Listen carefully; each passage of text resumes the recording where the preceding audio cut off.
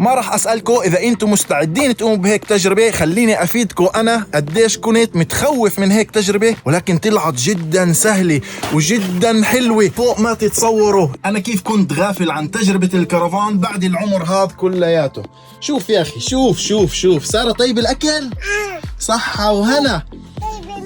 انت بالكرفان، بيتك معك، مطبخك معك، هاي الرز صار بده يستوي بس لازم يتنبت. ها طفينا تحته مجلة، تخت، حمام، دش، مي سخنة، هيت، براد، وانت كل يوم بتقوم بمحل غير.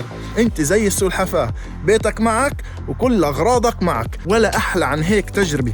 كل يوم من بمحل منظم بتلاقي فيه مي وكهرباء وحمامات، غسالات، نشافات، مجلة، كل اشي انتو بتحتاجوه. التجربة ولا اروع وبنصحكم فيها.